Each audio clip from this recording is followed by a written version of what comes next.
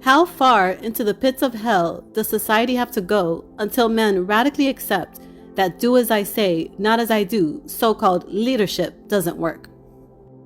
Who do you think is responsible for the lack of proposals and marriages in the Black community?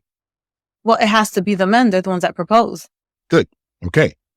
So then I ask, men are the ones that propose, right? Mm-hmm. Okay. Women are the ones who allow men to enter them. And I agree with you. Men are responsible for the marriage rates in today's society.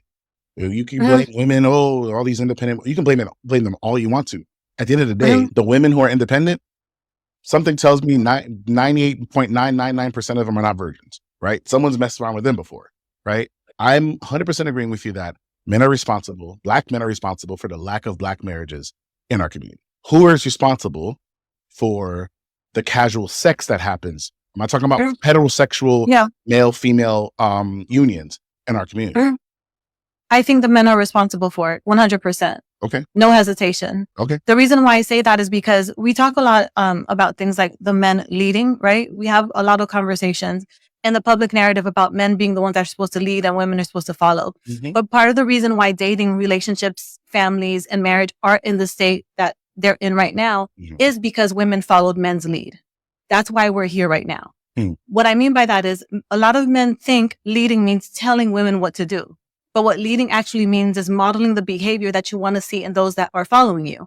So the model that men have set for women is one of autonomy, independence, do you, think about yourself first. This is the model that men had set for women. So because of that, women started to mirror that. Do you understand what I'm saying? Where women then started to think about, well, if the men aren't going to think about us, we got to think about ourselves. We got to put ourselves first, which is why we're now in a culture of where you hear a lot of women saying, do you, think about yourself first, put yourself first, don't sacrifice yourself and all of that, because women have followed men's lead.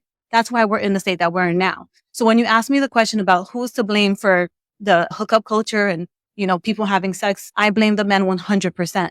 Because if I am to see you as a leader, I am to also see you as the one who takes accountability for your behavior before I put it on the person that you say is supposed to follow you. So it's 100% on the men, because if you are a leader, you can say yes and you can say no.